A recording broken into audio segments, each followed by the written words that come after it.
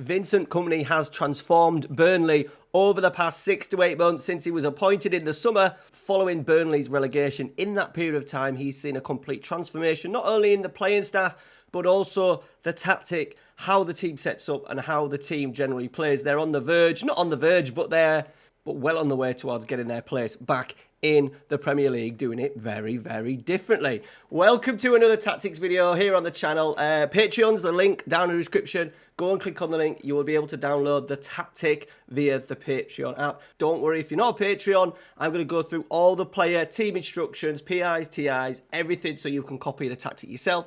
If you are interested in supporting the channel, go check out the link on the description. It's £3 a month. You get all the tactic downloads and a few little extra bits as well. All right, guys, let's get into today's video. It is company ball. Let's go. Okay, very, very quickly, just a few things to show you that have kind of helped me shape the tactic a little bit. In particular, obviously, the possession. People are calling it kind of Guardiola ball, and he's a disciple of Guardiola. There is that element to it.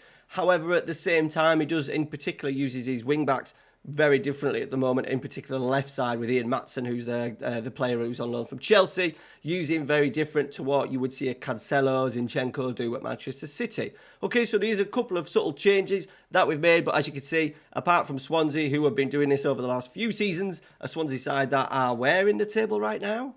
16th. They are 16th, so not entirely flying, but Burnley a little bit different.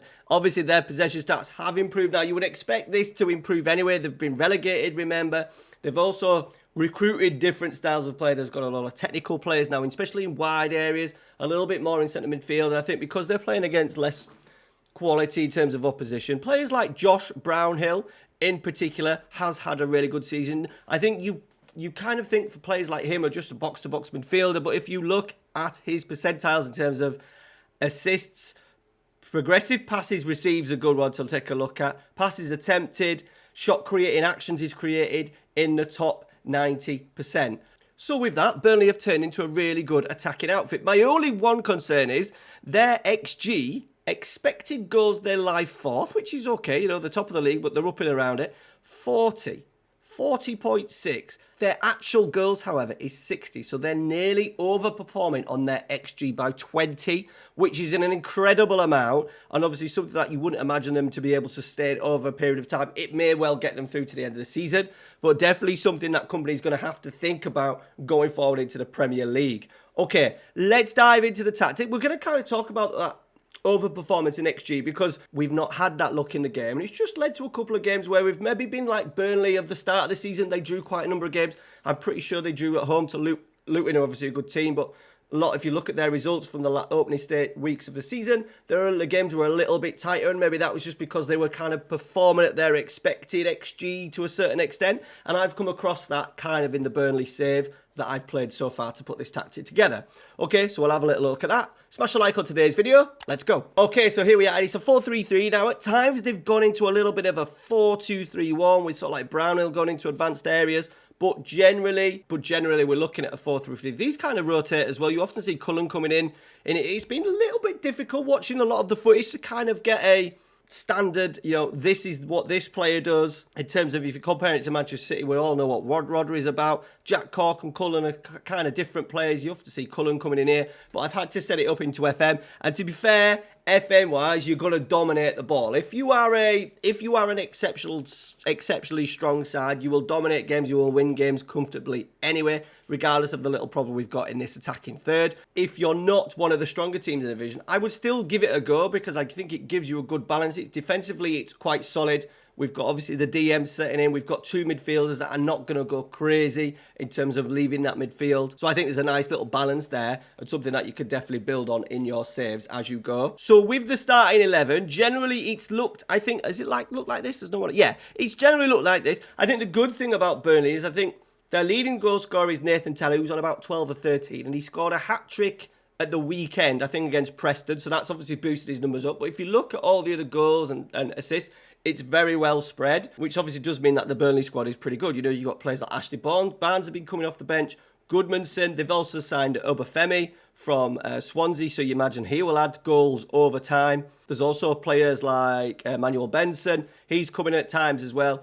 Both players, Teller, Zahari, Benson can play on both flanks, Goodmanson as well, which has really helped Burnley, I think, consistently perform throughout the season in terms of, lack of form, couple of injuries. Don't worry, they've got players that could come in and they share the workload. One player comes out, thinking very much like a Tottenham. Harry Kane comes out of that Tottenham side, Tottenham are screwed.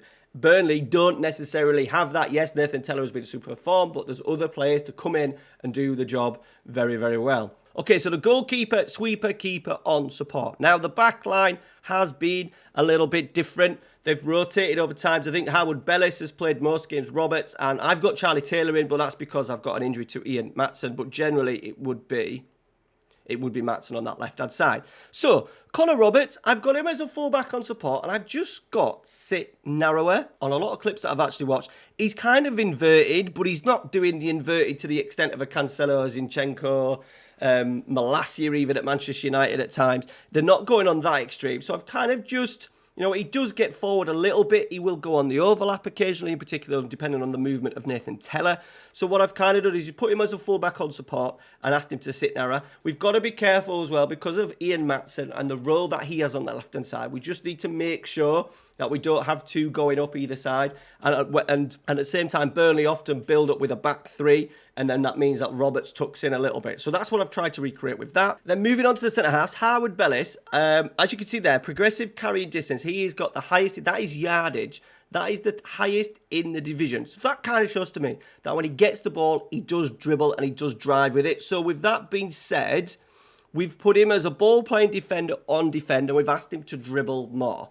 On the left-hand side, we've got the German Jordan Bayer. He is a tremendous fullback who has kind of been converted by the looks of it into a centre-half. He can do both jobs really, really well. I've got him on the left-hand side, and I've just asked him to be cover. I'm kind of a little bit worried about the role of Maatsen and obviously the role that Maatsen does, not just in the game, but in real life in terms of being really high on this left-hand side. So we've just added a little bit of depth to our game there in terms of if there's a counter-attack, we've maybe got Bayer in just a little bit of a better position to stop that. And I have actually, something that I haven't done often enough, I don't think, is go with a defender and a cover. Let me know down in the comments, what if you're playing a back four, generally what two, not so much roles as in the ball-playing defender, no nonsense, whatever, but more of the duty. What have you got for the duty as a little bit of a partnership? I think that's a bit of a bog-standard one. One covering, one defending, and so far, it's looked pretty good in the game. Okay, Ian Maatsen on this left-hand side, wing-back on attack, dribble more. Once again, he's quite high in terms of progressive carries, so that's why we've got him on attack, and you do see him getting forward a lot down that left-hand side. Into the midfield, I've been debating whether to go like a Mazzala in here for Brownhill and Cullen. So what I have done is just left it a little bit blank. And I think depending on what roles and what kind of players you have in here, it's open to a little bit of interpretation, open to a little bit of change. Now I've gone for Jack Cork, just a bog standard DM on support, no player instructions. I've gone with Brownhill, just as, even though he's, as I said, his shot creating actions is quite high. I think because we're going to be dominating the ball and we're going to be looking at winning the ball back in these areas, we're hoping that his shot creating actions is still going to be quite high because he's going to be in good advanced positions. I don't really necessarily need to be a Mazzala. I don't think he does that. They act as two really good, solid eights. So that is Brownhill on the right-hand side. And then Cullen on the left-hand side, central midfielder on support. Now, I think with it being FM, I think the natural thing is just to do it as a central midfielder on attack. But he doesn't do it. And I think with the central midfield on attack role, you've got the opportunity to change a few things in here if you wish. I've just left it completely blank. I think at times I would like him to drop a little bit deeper. There's maybe an argument that he could probably be a bit of a roaming playmaker where he does, if we look at his heat map quickly, he's all about that middle third of the pitch. And as you can see, he does play on the left side of the midfield of the middle three more than the right. So, yeah, you could, there's maybe an argument you could even say Carrilero, you could say Mazzala, you could say central midfield on support that I've done. You could ask him perhaps in possession to stay wider. Maybe people that have watched Burnley maybe live a little bit more said mine's purely made up of highlights and clips and a few blogs that I've read. Let me know your thoughts down in the comments with that one. Okay, the forward three is an interesting three. Obviously, we're going to start with the front man. So they've really turned the striker, whoever it is, if it's Ashley Barnes or Rodriguez, kind of into like a little bit of a false nine. But what I've done with Rodriguez, because obviously he's not the most creative, I've put him as a pressing forward on support. So he would still drift into these areas. Obviously, at the weekend when they played Preston, I believe it was Ashley Barnes up there. A little bit more of a target man on support. So that would work quite well. And then the idea is that players such as Nathan Teller on this right-hand side, inside forward on attack, gets further forward. You watch a couple of his goals as well, where he picks up the ball, where he has his efforts in the highlights from the Burnley-Preston game. He's getting into these areas. He is right-footed, so there was an argument to do him as a winger, but because of the amount of goals that he's scoring and the positions he's getting in, inside forward on attack makes sense. And then Zahuri on this, Zahuri, I've got him on this left-hand side, inverted winger, stay wider, just ask him to keep us a little bit more width. Obviously, Maatsen is going to get round that left-hand side anyway. There is, as I said, Jay Rodriguez. Now, the issue that I've had in the game, if we very quickly just look at the results, we've done quite well, but we have had 2 draws in there and a 1-0 against Blackpool. We are dominating the ball, but we've not been as lucky as what? Not lucky. Yeah, I know. I think there's an element of luck. If you're outscoring your XG to a point of 20 goals and you're only just over, 2/3 of the way through the season, there's an element of luck with that. And we've not quite had that. So a little one maybe for my suggestion would be, if you're going to change a role in here, maybe try and get an out-and-out centre forward in there, like an advanced forward, maybe even a pressing forward on attack. But I just wanted to suit how Burnley play. Obviously, he's asking for Jay Rodriguez and stuff to come in. I think Burnley are going to have to change their tactic slightly next year. It would be amazing if he could just go in and just play the way he has done and see how it goes in the Premier League. But I think what they are going to do, they're going to need to really go into the transfer market and spend. I would be, if they've got 60, 70 million to spend, I would be spending at least half on that on a number 9 so that they can at least, because they're not having as many chances, somebody who's going to be a little bit more clinical, maybe somebody who's a little bit better, an upgrade on Rodriguez, a little bit of an upgrade on Rodriguez or Barnes. Mentality is positive. Much shorter passing with attacking width wide. That's just to allow us to really open that play out. Allow us, because we're playing against low blocks, or we expect to play against low blocks all the time, just to really stretch out that back line. And it does mean that Maatsen will get really wide on that left-hand side. Play out of defence, much shorter passing and slightly lower tempo. Now, once again, if you want to really feed the FM match engine beast, I would keep it on much shorter if you wanted, just so you get the possession stats up. I would then look at changing that to a higher tempo. However, I have set it as slightly lower. Obviously, he's got a little bit of Guardiola ball in there, a little bit in terms of positional play, how players rotate. So doing it and keeping the ball at a lower tempo is better than obviously doing it at a higher tempo, more realistic. So that's why I've got that in. But to suit you guys that want to play FM and want maybe just a general base to the tactic, up in the tempo would work. Low crosses. When we do get crosses into the box, we're going to look at Nathan Teller into the back stick. Rodriguez is okay in the air. Obviously, Ashley Barnes is a completely different beast. But generally, low crosses, working into the box. Run at defence as well. We want the wide players. We want Maatsen. We want even Howard Bellis to be striding into middle midfield. In transition, counter press, hold, shape. I've gone for hold shape because they tend to obviously want to dominate the ball. They want to keep the ball. They want to progress it, not slowly, but carefully, patiently into that middle third. Yes, they will counter at times, but they're not known to be a counter-attacking side.